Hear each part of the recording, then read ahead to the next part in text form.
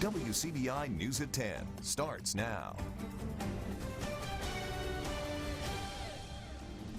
Thanks for staying up with us tonight. The action this weekend by state lawmakers to retire the Mississippi flag with the Confederate battle emblem is drawing praise and criticism across the state. Courtney Jackson has reaction from a former Mississippi governor who championed the idea nearly 20 years ago. Former Governor Ronnie Musgrove points to timing as to what he believes to be the tipping point for getting the state flag changed, saying he believes George Floyd's murder and the movement for change following, along with public pressure, is what got it done. I paid a personal and political price for it when we dealt with it 2 decades ago. However, the state has been paying a price for 126 years to have a flag that didn't really represent all of us. I am really glad that it passed. But the way it's transpiring is different, he notes. This is kind of a reversal of what happened 19 years ago. Then the governor wanted to change the flag, and the legislative leadership was opposed. And that's what led to the formation of the commission and eventual referendum vote in 2001. My son said, "Dad, you were just 19 years ahead of your time." I said, "I wish I hadn't been. I wish I had been on track with times and that we could have changed it." But nonetheless, it's a step forward for us. Among the groups putting that pressure on the legislature, the business community and the Mississippi Economic Council. Issue on our agenda for a number of years, and particularly the last 4 or 5 years, that we had to be thinking about, okay, how do we get to a point of making this happen? And they created the It's Time campaign. A lot of our economic developer leaders believe this was going to be an impediment that would be removed, that will make their jobs easier to sell Mississippi and all the great things about our state. We will never know how many business opportunities, job opportunities that we lost because we didn't change the flag 19 years ago. Courtney Jackson, WCBI News.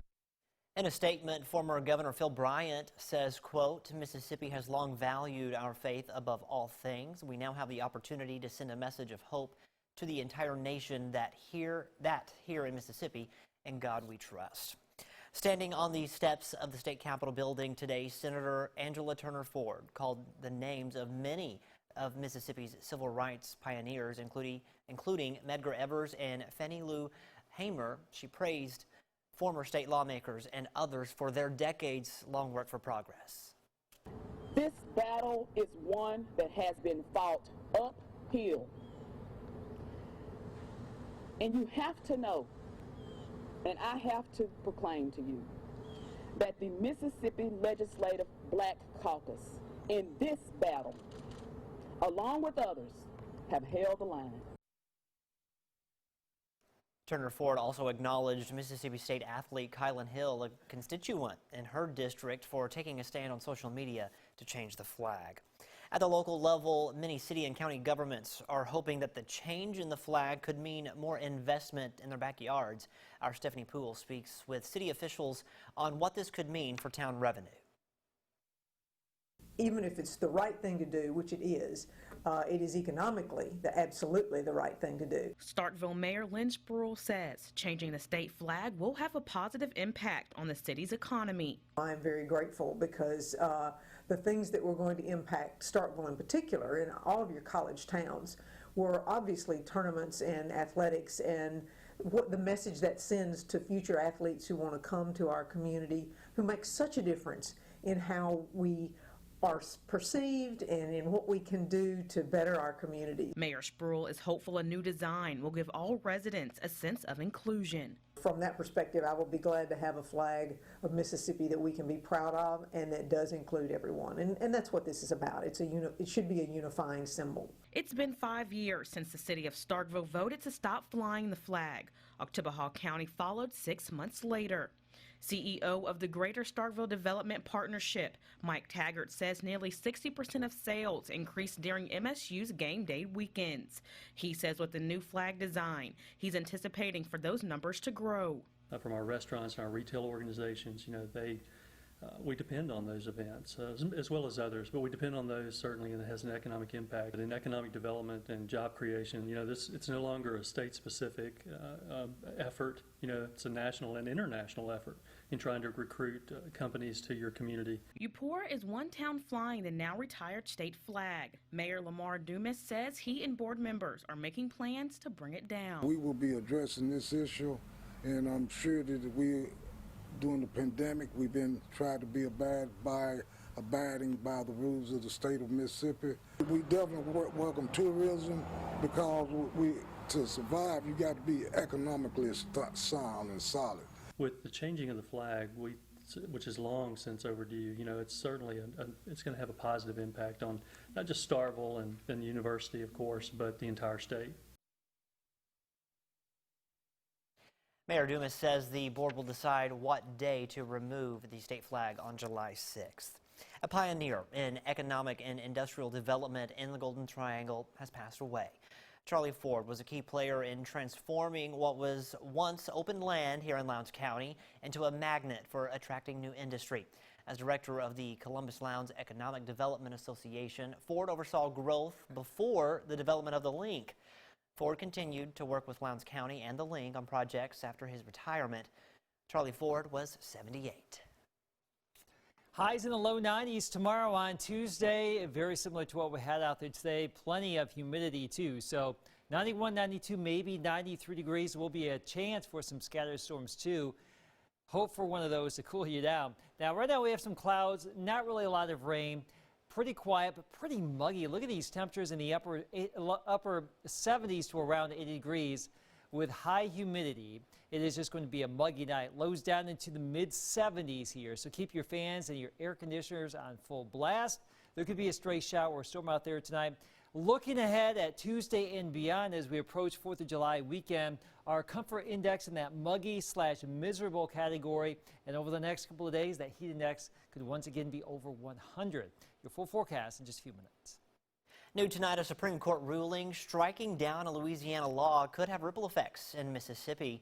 In a 5-4 ruling, the court struck down a Louisiana law that could have shut down nearly every abortion clinic in that state. CBS's Jen Crawford reports tonight from the Supreme Court. This Louisiana abortion clinic, the decision was a relief. To say we're elated hardly begins to come close to what we are feeling. Kathleen Pittman's Hope Medical Group for Women had argued the Louisiana law, which required doctors to have admitting privileges at nearby hospitals, was an impossible burden. The justices agreed, with conservative Chief Justice John Roberts again casting the deciding vote with liberals to strike down the law. It was the first time in Roberts' career he has voted against an abortion restriction. Writing for the liberals, Justice Stephen Breyer said the Louisiana law poses a substantial obstacle to women seeking an abortion. Roberts wrote his own, more narrow opinion, pointing to a decision 4 years ago that invalidated a nearly identical Texas abortion law. In that case, Roberts joined conservatives in dissent. He wrote today, "I continue to believe that the case was wrongly decided, but the question is not whether it was right or wrong, but whether to adhere to it in deciding the present case." That is not the outcome many expected. With the addition of 2 new justices appointed by President Trump, it was widely believed the court was poised to allow greater restrictions on abortion. Conservatives blasted Roberts' decision. He wants the court to be perceived as apolitical. But unfortunately, by making some of these decisions on a political basis rather than on a legal basis, he's doing the exact opposite. But siding with liberals is becoming a familiar pattern for Roberts in some of these big cases, going back to 2012 when he provided that key 5th vote to save Obamacare, to the more recent decision preserving DACA. They're all big disappointments for conservatives. Jan Crawford, CBS News, the Supreme Court. All right, we're going to send things back over to Chief Meteorologist Keith Gibson. Keith, looking ahead to the 4th of July holiday, might as well do anything to cool off. I know, we got to do anything to stay cool, air conditioning, of course, and I've got my glasses on tonight. I just know as soon as I walk out into the parking lot, they'll be steaming on up. Now, we had a few isolated showers east of Vernon this evening. That's our Alpha Insurance time lapse at Durham's Pharmacy. I'm back with your steamy and muggy and just downright hot 7-8. Forecast with Chief Meteorologist Keith Gibson. We will start out tonight by going way up to the upper Midwest, Wisconsin. Very heavy rain yesterday, last night, this morning, and look at all of this flooding we had up there. Some locations here getting over 7 inches of rain. This is Baldwin, Wisconsin, east of Minneapolis, but there in western Wisconsin. Let's go and check out how much rain actually fell. 5, 6, 7, 8+ inches of rain. Minneapolis right here. So a big complex of storms just developed last night and just sat. Locally, well, not really a lot. In our area, you got just east of the state line today, and we had a big batch of storms develop across northern Alabama, also back to the west too. Here's our Louisville, Mississippi time lapse. Some friendly clouds this afternoon. You can see a typical summer look to the sky here in the deep south. Various layers of clouds. What you don't see is the deep humidity that is just entrenched here in the deep south right now. A few blips on radar, not really a lot. Can't rule out a stray shower or thunder shower as we go throughout the course of the night, but as we show you right here, don't expect it. Can't rule it out, but don't really expect it here. And we'll have another opportunity for some scattered storms in the region on our Tuesday and really for the next couple of days too. Helping us out tonight with our first alert forecast, we've got Reiki, and she has given us the stink eye because it's going to be hot and humid again tomorrow. Go figure. It's the deep south. It's summertime.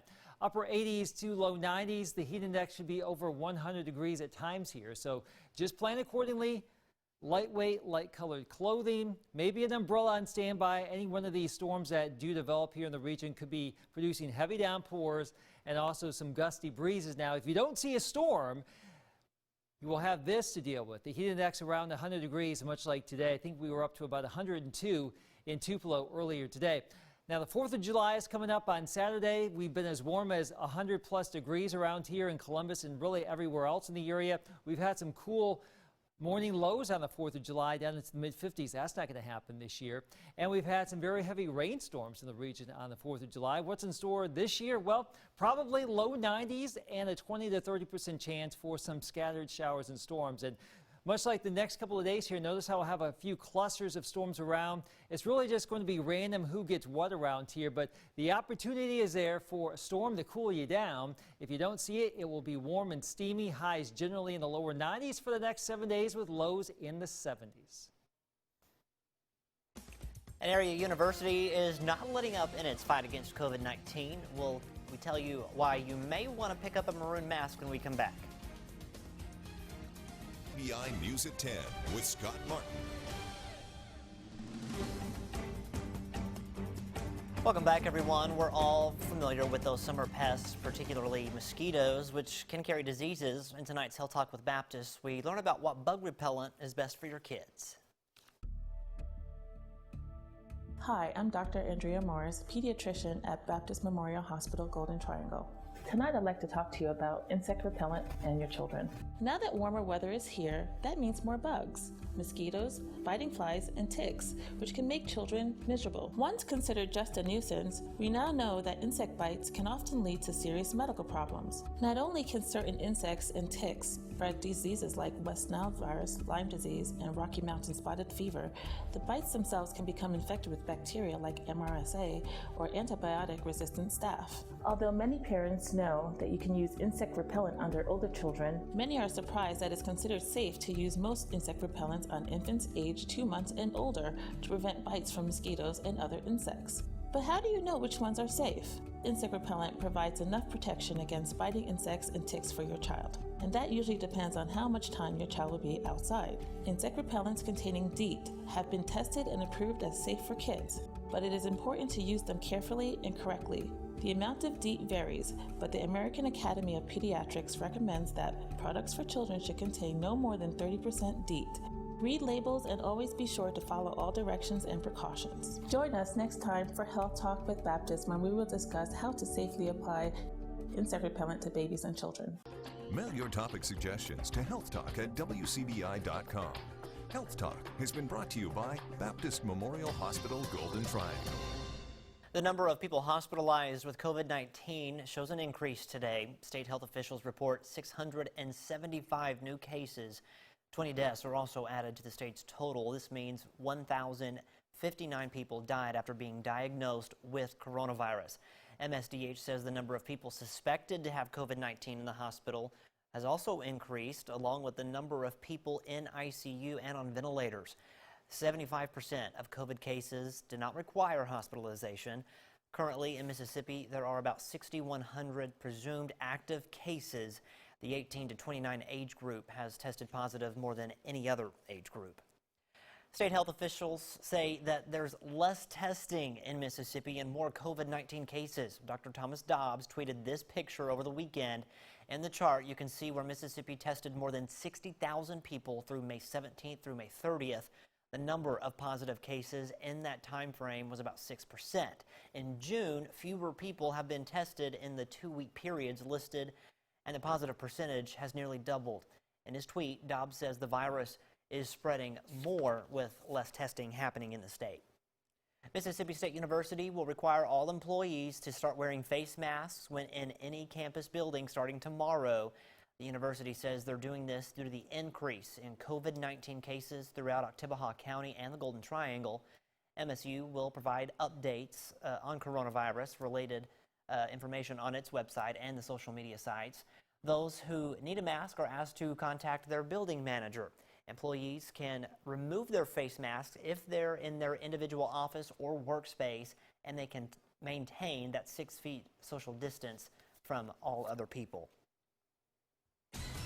The high school football tour kicks off week 2 with the Hamilton Lions. Catch the preview next in sports.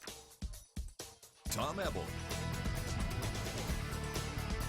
Week 2 of the high school football tour kicks off with the Hamilton Lions. Head coach Wade Pierce returns for his second season, hoping the change in culture starts leading to more wins. WCBI Sports 2020 High School Football Tour is brought to you by Itawamba Community College, Cannon Ford of Starkville, Monroe County Farm Bureau, Max South Broadband, and the Bank of Vernon.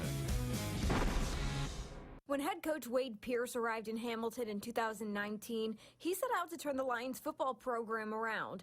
As the saying goes, Rome wasn't built in a day, and neither is a state championship caliber team. In a tough 1A division, Pierce knows the key to moving his team in the right direction is adding more competitive effort. We've got to learn to compete with these guys and give our best effort game in, game out, no matter who we're playing. You know, we play some of the toughest teams in 1A football. And I know it's difficult. I know it's difficult to prepare for those guys, especially last year when we didn't know our personnel great. I feel like we up for the challenge. You know, there's some pretty good ball teams, and I feel like we're gonna give them a run for their money this year. The biggest question right now that Pierce and his squad must answer is, how do you teach competitiveness? You can't coach effort. And, you know, whenever the guys bring effort every single day, the competitiveness comes along with it. And last year, honestly, we had some guys that had to learn to give that effort. But I think we're starting to see more and more that the guys are bringing their lunch pail every single day and coming to work and realizing that, hey, if we want to get this thing going in the right direction, this is what it's going to take. We out working every day, you know, trying to get better. I feel like that if we keep doing what we're doing, we'll be straight. In his first season, Pierce was working with a much younger team.